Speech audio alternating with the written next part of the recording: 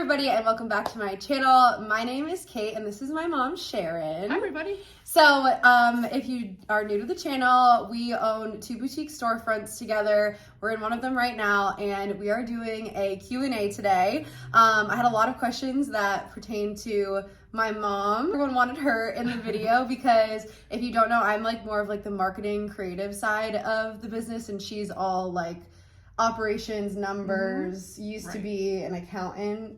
I still am an accountant. Well, that was your corporate job for a while. So we are going to do this Q&A together because not all of them are accounting questions, but obviously any question that like I can answer, she can answer too. So first question, actually there's 2 questions that are really pertaining to you. So the first one is, how do you create a budget for everything? Like how much do you determine how much money goes towards inventory, employees, yourself, etc.? Not the numbers, just creating that budget to see if that makes sense. So some of the best practices for being in a boutique is, number one, I would recommend people to join the Boutique Hub because there's a lot of good information that's shared there and some of their training. And that's how I got to know what some of the best practices were for running a boutique. Number one, it's like you want to set your product margin at 60%, okay? But some of the other things are your rent should be 10%, your employee payroll should be 10%. Of your sales. Of your sales, yes, thank you very much. Talk to them like you're talking to me because I'm like literally, so basically you're saying that if your sale, like if you're renting a space that's $5,000 a month and that's your rent and like everything, then you should expect your sales to be $50,000, or like you shouldn't expect your sales to be like that, but like that needs to be your sales goal, right? Or like if you're at home right now and like running the business in your house and you have $20,000 in sales a month and you're like, I need to get out of my house, then your budget should be $2,000 for your rent. Yeah, if you're doing like only online or whatever, like so yeah, 10%. Right. And then the same thing with employees too. Same thing with your employee payroll as well, should be only 10%. So that's the way to actually gauge how much you should be spending on labor rate and how many hours that you should be employing somebody versus you working in the business yourself. Okay. The best thing that I can say beside that is like what I also do is you have fixed costs and you have variable costs. A fixed cost remains the same every month, like rent. Rent, when you sign a lease, is going to be, from our example, $5,000 a month or $2,000. That's always going to be stay the same. It's going to be fixed. Variable is going to be something that is going to change with your sales. So when you look at, for instance, shopping bags. That's what I was going to say too, shopping bags. Right. So like your sales are going to be different every month, right? And you're going to have to figure that out. Obviously, it's going to fluctuate, probably lower sales in June and July and higher sales in November and December, just because that's the way the retail market, fluctuates. So like those variable costs, what you'd want to do is say shopping bags, say you're paying 10% or 10 cents per bag, then what you want to do is you want to say, all right, let's just say your sales has to be 50,000 a month in the month of December. Then you want to just say, okay, my bag cost is going to be 10 cents per order. So what you also want to do is figure out what your average order value is. So if you're $50,000 and you know your average order value, somebody when they check out is going to be say $70, you could calculate what your bag cost is going to be because you'll know how many orders you're going to get or sell for that month. Does that make sense? Right. Yeah. So I think a lot of like creating a budget too is like you kind of have to like obviously start small and then like see like the trends for every single month. Absolutely. And then, that helps you build in the future too. Yeah. So I feel like even if you create if you're starting brand new and you're creating like a budget, like it's probably not going to be exact. Like it's probably going to be hard to figure out at first. And I think one of the hardest things in the beginning was I kept asking, how much is it going to cost to actually get your fixtures in your store? Remember that? And I kept asking like those questions, like,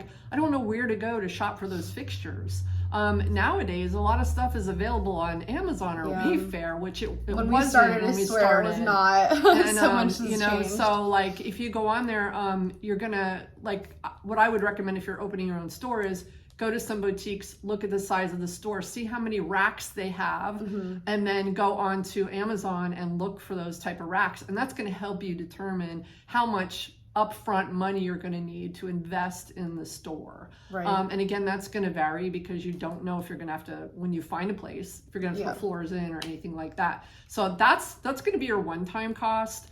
But let's talk about inventory too. If you're already established and online and you're going to do a brick and mortar, you're going to like have I know our cost. like budget and stuff we have to take and consider rent, employees, office expenses, and office expenses could be like variable too, because although we already have like our fixtures and stuff, sometimes you need to buy a new mannequin or you need to buy printer paper or shopping bags and stuff like that. So we try and like kind of right, you have to like, you know, anticipate think about, like what you might need for the year or the month. Exactly. But yeah, talk about inventory, because that is a little bit confusing too, because you need to have somewhat of a buying plan, and I know inventory is obviously really expensive to like keep buying and building. Yes, so there's a lot, you know, lot of little details for inventory, but let's just take it from a 10,000 foot view where even though you might start with having a 60% markup, that's the boutique standard, is to try to do 60%. And you know, what's going to end up happening is it's going to probably in reality be more like 50, because you're going to have discounting that happens. Like you might have your initial markup to be 60% or like 3 times the cost of the product. You know, if you just take, like if you're buying some for $10, you might want to sell it then at a price of 30, for example. So you're saying that like 3 times is typically equals about 60%. Yeah. And I would say we probably do that, but we do like basically 3 times or like 60%, but we also add on like a shipping cost and stuff like that too. So, we do, because we have not a flat rate shipping, but it is like, you know, anything over $75 is free, but underneath there is right. So like if we do buy a product for $10, we might say, okay, well $30 like is like the base, but like also we have to take into consideration if someone buys it online and it costs $8 to ship it and they're getting free shipping, then that's $8, so that's $38. Then maybe a fee for like the credit cards or whatever that, and then it ends up being like 40 or something like that. Right. So that's up to you on what you want to do, but that's kind of what we do. So that way it's like at least a 60% margin, and if we can get more out of the product, if it's like a higher quality, then we try to like mark it up as much as we can. But So anyways, go ahead. So what we typically do when something comes in is we say, okay, according to the boutique standards, it should be 60% margin. This is what the price should be. And then we look at it and we assess it and we say, how's the quality? You know, is it going to turn over fast? What is the product? Did it come in too late? Because sometimes it comes in very late in the season. Sometimes it comes in early, those kind of things. So, you know, and that's one thing too, that is a big challenge, is you will have your vendors just go ahead and ship as ready, and I find that to be a big mistake. We keep our credit card locked. We have literally a credit card that like our vendors have to call us and be like, unlock your card, because especially when you place orders at market too, people will just charge you, and that can make you go over budget, which is also a problem. Because they'll tell you that it's going to be ready to ship in October, and they'll send it to you in August. Yeah. Well, you know, what I do, we use Shopify. I don't know if you've told them that before, but I feel like most people do use Shopify, and that's usually what I talk about. And that's part of your budget. When you're talking about your budget, you got to add up all of your software fees and how much are you going to plan for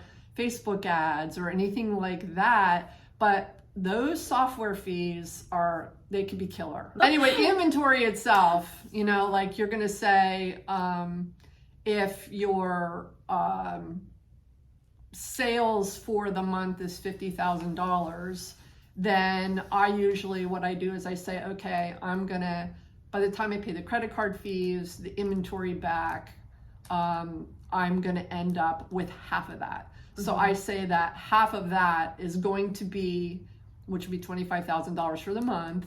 Half of that is what's going to be left for us to pay the rest of the expenses. Okay, so from that $25,000, you're going to have your employee expenses, you're going to have your rent, you're going to have your software, you're going to have your marketing expenses. So the best thing to do is just to take a pen and a piece of paper and start writing down what it is that you're expecting that you're going to have to spend money on.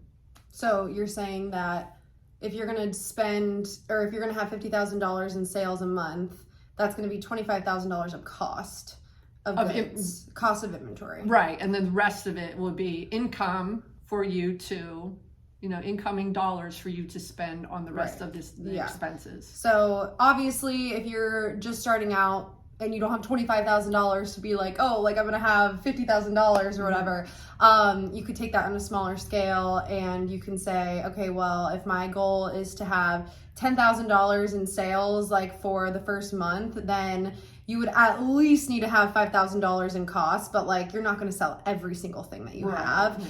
So you might need a little bit more than that, or your sales might be a little bit less than that. So, but you could expect that if you're having a 50-60% margin, that half of whatever you sell is going to be your cost, and then the other profit that you have is to pay you and your expenses. Right. And the other thing I should mention to you, when you said you're not going to sell everything in 1 month, she's right. Typically, if you buy, let's just say $25,000, again, that's a lot of money. I mean, you might only be buying $500 to begin with if you're just doing online. Whatever that is that you're buying in inventory, it might take you 2 to 3 months before you sell through that product. And again, you need to make sure you get it out before the season is over, so like if you brought something in Christmas teas and it's Christmas teas, you better make sure it's gone before Christmas, because you're going to start discounting that the closer it gets to Christmas, and stuff like that. That's why you have to watch with seasonal products. We try to bring like Christmas teas in end of September, October, whatever, and then you'd be surprised how early they sell. But I think starting this week, like end of the week, they're going down to like 25% off on like the 18th, but then I'm going to deeply discount them closer and closer to Christmas. And there'll be final sale items too. We'll tell them you can't return it, at that point. So I think that covers like a lot of like budget, but I think the second question was, hi, can your mom hop on a video and talk about some basic accounting tips? Thanks. So I know that like budget and accounting goes hand in hand, They do. But I think like what they're asking is like, how do you keep track of your expenses? Like how should they go about like,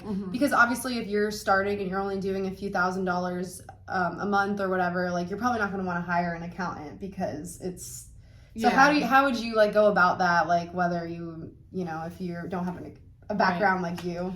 The easiest way is to get a credit card and dedicate that credit card to nothing but the business. Even if it's not in the business name, it could be your own personal one, but do not use it, for going out and buying your own groceries. That way, everything is on one card. All the vendors accept credit cards, so that's not an issue. The only thing that, you might not be able to put on there is like rent or, something like that. But that's the easiest way, because then there is a tracking mechanism for everything that you have purchased. The second thing that you want to do is have a receipt for everything. I'm really bad at keeping receipts, but it's because you can see it on the credit card. I know, but you don't know what it is. Like I like to categorize my thing, and your accountant, if you get an accountant at the end of the year, then they're going to be like, oh wait, what's the stuff for Walmart? Is this something that you did for supplies, or did you that it's like you need to prove that it was that it was for the business rather than for personal use. So that's what it's really good to have the receipts. But so I got to keep her under control sometimes. Luckily she doesn't do too much of it. Most of it is inventory, and usually I could go back and ask the vendor for that. But what I do with and again, when you're starting out, you don't have to do this, but Dropbox allows you to scan all your invoices, and then I use QuickBooks, but you guys don't need to do that. You could do Excel. You could write it on a piece of paper and just write what everything is. Like that's the cheapest way to do it, is just get lined paper and look at everything and just try to categorize. Or I'm a fan of Google Sheets, which is the same thing as Excel. I have a Mac, so like I don't really have the Microsoft thing, but Google Sheets is easy. It's like Excel, so you can like type in like your credit card expenses and stuff like that, and you could also type in like, because if you have Shopify and you just want to simplify it and you have Shopify, you could see all of your incoming sales, and if your inventory is on there, it'll actually show you, like when you bring stuff in, you enter it into Shopify and you enter the quantities, you could enter the cost that you paid for it. So that will track your inventory values. So then you just need that expense side of it to so you have your income and expenses, and then your inventory is on Shopify. So that should be pretty simple. And I feel like as you get bigger, it gets more complex. But I think one of the big things too, and I think that might be one of the other questions that might be embedded in there, is one of the guidelines that I started using. I read the book Profit First, because we had actually, through the Boutique Hub, went to one of his speaking engagements that he had, and I bought the book, and I'm like, wow, this is like really good for people that aren't used to doing accounting. And basically what it tells you to do is set up like 5 bank accounts, and then you keep one for inventory, one for this, one for that, and then when your money comes in from Shopify, I just do a percent of 50% of it goes to inventory, and then 10% for payroll and 10% for my rent, like that kind of thing. And I put them in each of those buckets. That way, when it comes time to pay it, you've got the money in the account. And if you don't have the money to pay it, then you're really in big trouble. But my hair looks longer on the side. Yeah, but you can actually like see those balances, and it makes you think about how much money you need to have in each of those categories. Like if you don't have enough in payroll, you know that you should probably be cutting your payroll because you're not bringing enough in. Yeah. So I would definitely recommend reading the book Profit First. But one of the big things is the very first thing when my money comes into the bank account is I look at Shopify and I see how much I owe in sales tax. And that's one of the questions on there, right? So let's go into this question. Can you please explain if we have to pay sales tax in every state we sell to, or is it only if we have nexus in that state? I'm confused. Right now, I'm only collecting taxes in Texas where I live. I have an online store only. Yeah. So Shopify has really been a big help with that because we sell obviously online too. And it kind of told me, hey, guess what? You now should start filing in Pennsylvania or Virginia. And explain why. Yes. So what happens is each state, first of all, has their own rules. And you could actually go on each state's website and look to see what their rule is. So I know, for example, where we're originally from in Pennsylvania, there's no sales tax, right? There's no sales tax on clothes, but there are clothes on some accessories that we sell. However, if we sell underneath a threshold in, say, a 12-month period, like maybe the stuff that's only... Yeah, but I think you're getting ahead of yourself. Well, you post the question. No, but I'm saying like where we're like in Pennsylvania, when we go shopping and a sweater's $38, my total at the register is $38. Yep. Okay. In Florida, when a sweater's $38 and at the register it's going to be like $42.50 or something like that because of the sales tax. So, but then if I'm selling in Florida, so I'm saying that I'm just trying to prove a point that there's different tax rules in each state. Yeah. So I know she knows that. She said she's in Texas, so I don't know Texas's rules. But anyways, so just from us, when we're selling in Florida to other people in Florida, no sales tax. But if someone in Pennsylvania buys, there's sales tax. There's sales tax. There is sales tax. But then if someone buys in Pennsylvania, is there a sales tax when they buy from us? We do not have to file in Pennsylvania right now because we don't sell that much stuff in Pennsylvania. Okay. We do need to file in Virginia because we went over Nexus. Yes, we went over their rules, not Nexus. Nexus means you have a presence in that state. I guess it could be Nexus. I don't know. So Nexus means that you have a physical presence, or now like they keep changing it. Okay. So whatever we'll call it Nexus. A physical presence in that Yes, state, so I guess they're kind of saying that if you are selling a certain volume in a particular state, that state may require you to file sales tax and start collecting it. Okay. Shopify will help you with that. It will tell you. Yes, it will tell you. Also, if you're using and selling through Facebook pretty much has Nexus in like every state. So they're gonna not only collect it, but they're gonna file it too. So you don't have to worry about filing it, believe it or not. Which is great because there's some weird states that they've actually filed for us, and we don't have to worry about it, but we don't normally sell in those states, so we don't have any kind of liability to them. So essentially what you're saying is that know the rules in your state, and then if you're worried about other states and stuff like that, as long as you have your Shopify set up like in your state correctly and whatever, then it should tell you. Like I even saw like, you know, you have to start filing in Virginia or whatever whenever it said that to us. Right. So I think it should tell you. It should tell you, but you can't rely on that from the standpoint of a legal commitment, because if Shopify screws up, the liability is still on you. You can't say Shopify never notified me. Right. So if you're selling in those states, it's wise to actually try to look to see what the responsibility is that you have at that state for sales tax. But that is the first thing that when I look at my incoming money, first thing I do is I look at Shopify and say, how much do I owe in sales tax? And I move that money into my sales tax checking account. Therefore, I never, ever, ever am going to be late in paying sales tax. Right. Because I know so many people are like, at the end of the year, they're like, oh my God. Because some sales tax you don't have to file until the end of the quarter. Some it's monthly, so you got to kind of look at it. It depends on your volume. Plus, you don't want to look at that money and think it's yours, and then realize later that you owe it. And then you owe it. It's just best to move it out of the way and don't think about it. So if you stick it in its own separate account, you'll always be safeguarded. Okay, so what do you do with merchandise that doesn't sell even when deeply discounted? So I can answer this, but so we've definitely had lots of losers, lots of buying mistakes over the years, and a lot of people will tell you different answers to this. What we do is, first of all, if something's not selling, move it on the floor or reshoot it on your website. Try to do that. I know it's like a pain in the butt, but there's a chance that if you style it a different way online or in the store, then it may sell. At that point, run a special on it. So make it 25% off or something like that. Or like if it's like a pair of jeans, and your jeans aren't selling, like the whole category, do buy one, get one 50% off, something like that.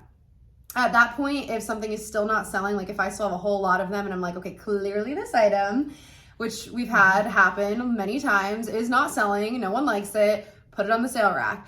My thing is that I like to discount quick and deep, because if it's not selling, I want to get my money back for it and buy something else. So I think that 50% off on sale, like people like 50% off. People think 50% off is a super big steal. So our sale rack at the store is 50% off. Usually I'll try to like mark it down to like 25 or something if it's not selling, like just to see. If not, then I just put it on the sale rack as like a clearance item. And you know, like as Kate reminds me all the time, I know we're not making any money on those. People still think that at 50% off, it's like, wow, these boutiques or whatever must be making a ton of money. But at 50% off, you're not making any money. You're just trying to get your money back so that you could invest in inventory that will sell at a profit. Right. Because like even if something, let's say, cost $20, obviously we don't mark it only to $40, but if it was marked to $50 or something like that, and even then it's selling for $25, you might say you make $5, but by the time you really look at all the fees and everything, you're really not making any money. But you have that $25 or $20 to put back into another item that will sell. Right. So my thing is get it discounted deep, and don't wait for a red sweater to put it on sale in June, because no one's going to want a red sweater in June. Put it on sale in February if it was for Christmas time, and by February if it's not sold, put it on 50% off. And then there have definitely been items that have sat on our sale rack for months, months and months, and I'm like, oh my God, what do we do? So at that point, there's a few things that you can do. One of them being you can try to purge that item. So I talked about this in one of my other videos, but And she just said, if you aren't on the Boutique Hub, get on the Boutique Hub.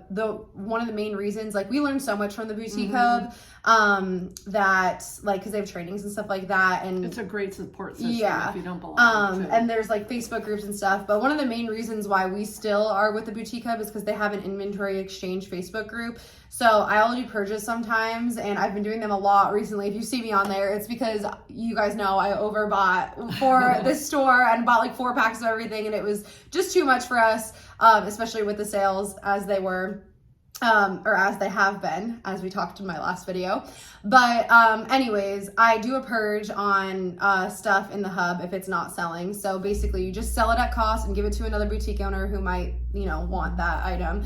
But even then, sometimes it still will not sell. So another thing that you could do is mystery bundles. We've done mystery bundles in the past where I tell our customers you get 3 items and an accessory for like $50 or whatever it is. And basically, again, I'm selling the items at cost, but they don't know what they're getting. It's final sale. They can't take it back. But you want to make sure it's still like, you know, good stuff. It might be out of season, but you know. Well, like, I always make sure that it's like true to size. Yeah, not damaged, like things like that. But a lot of times, like, you know, the customers, you kind of, not that you know every one of them, but the ones that like shop with us all the time, she might know sometimes that like, I know she always buys the medium, but this runs a little different, and she might like even go back to the customer and say, or like, I'm not going to give them like a skimpy little dress when usually I only buy oversized sweaters and stuff like that. So even when I do mystery bundles, I do try and like curate them to the customer and like not give them a crazy like tulle dress. Like I'm not going to give someone like a white tulle dress if I know they're not engaged or like whatever, like not going to do like a bridal thing because who's going to wear that? You know, if they're my age, what am I going to do with a white tulle dress? I usually wouldn't put something like that in I say that because we have a white tulle dress on the sale rack, which is so cute. I really want it for my engagement photos. It's not selling. It's really, really cute. But anyways, like you could do the mystery bundles, and then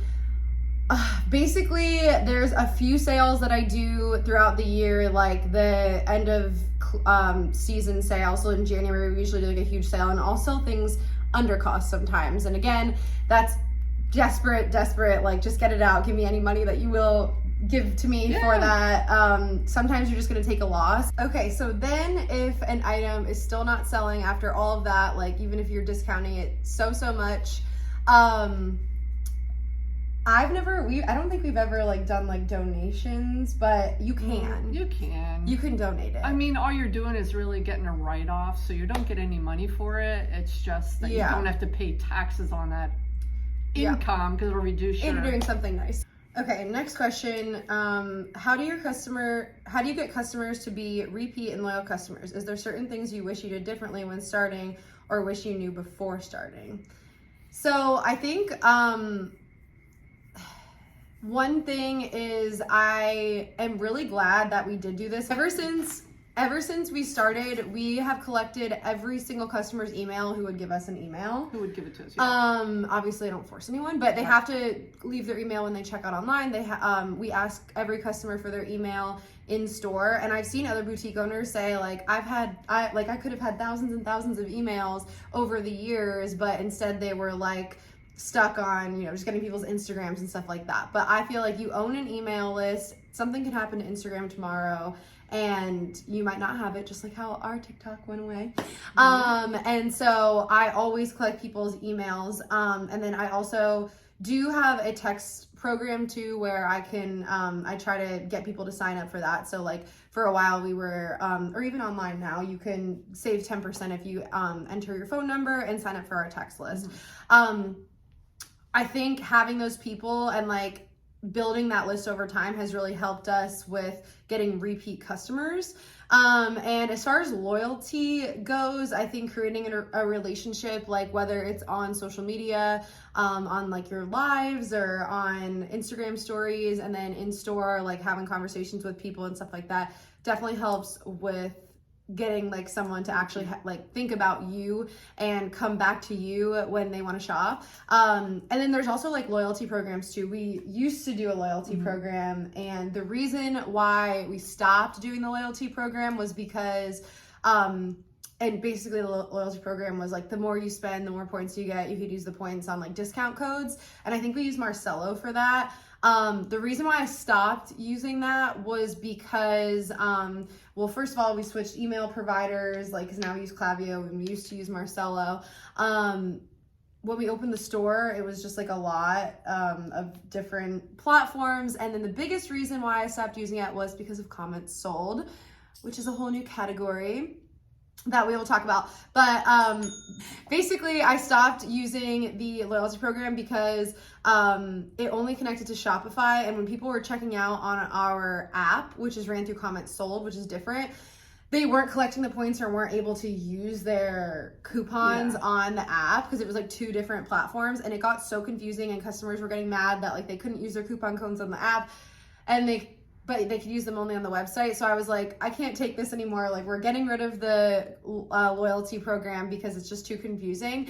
And so we don't have that anymore, but it is something that I want to re-implement once we do away with comments sold, which we may, because a comment sold is such a pain in the butt. So that actually is one of the next questions too. I don't know what you think about the loyalty thing. I don't know. I told you that I feel like it helps.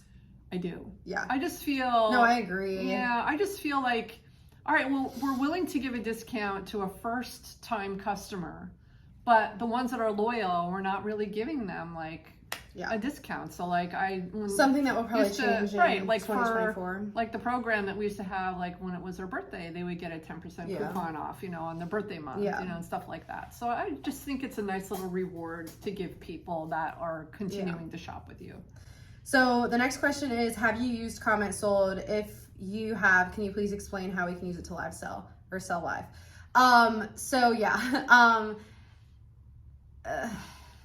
it's been a journey with comment sold. It started off by, like, comment sold used to be, and it still is, I guess technically, it used to be a way where, because we used to go live on Facebook and we'd have to sit there. Remember when we sat there till like 2 a.m. every night, manually invoicing people like, oh, people want this sweater in a small. Then I have to get their email, type in that sweater in a small, send the email, which you wouldn't think would be a lot, but our live sales were like popping at the time, so we'd be up so late sending out the invoices. And so what comment sold allowed you to do was to connect your live video to their platform, and people just had to comment in the correct format. They had to comment like sold number 100 small, and as long as they typed it out correctly, comment sold would take that comment and they would produce like an email to like give to that customer. And once the or like it was like a link that they had to click on, the customer would click on the link at the end when they were done shopping, and their cart would be there. And so it took away from us invoicing, so it was like really good. I think they took like 5% of the sale or 3% or something like that. I forgot how much it is or it was. And we always use that. And then I think in like 2019 or 2020, they were building apps for people, which I think they still might be, I don't really know, but they will build an app for you. And I was like, oh my God, this is so cool. I want like our own app. And the app is great. It's fine. But I just find it very I find it like confusing for me, my employees, my customers. Every time I create like a collection of like, oh, holiday collection on our Shopify, I have to then go on the comment sold side of things and I have to create a holiday, and it's like doing the same work 2 times. Like a lot of their things don't sync. You can't use our gift cards on the comment sold app because they don't accept Shopify gift cards. Coupon codes I have to make on Shopify and on comment sold. So it's very, it's not as like integrated together as I would like it to be. And I think it almost just confuses the customer. We still get a lot of like app sales, but like I don't think it would really like diminish our sales too much if we got rid of it. So I wouldn't say that I don't recommend comment sold. I think it is like a good like thing to use if you're going live and stuff like that, but it is a little bit confusing. They do take a percentage, and personally, I just from experience and what is happening right now, I think it's best to just like stick to one platform, and that's kind of how I want to go back to like the basics. So we will talk about possibly leaving comments sold in another video, but we'll see. Yeah, I just know from the standpoint of gift cards, oh my gosh, a pain. That like Such from the accounting perspective, it was a nightmare trying to deal. Yeah, because then I have to like delete the gift card. Like if they wanted to use the gift card in the app, I'd have to delete the gift card from from Shopify and then transferred over as like an account and credit a lot there. of mistakes happen with that kind of stuff. You know, inventory, stuff like that. Yep, a lot of things. Next question is, hey girl, where did you get your swag bags? I love them. So I think she meant like a lot of people asked about the swag bags, so they saw them in the grand opening video. Yeah. Grab one. There actually are like shopping bags, and they're reusable shopping bags. I searched high and low for the best deal on reusable like bags, and we actually found this place at the Surf Expo. I think it was called like Belvedere. I don't think it's on here. I'll leave it like on here, but this is what they look like, and then they kind of pop up to like this. I like them, but so while they're great, you know, the thing to consider when you place an order for these, you have to buy in bulk.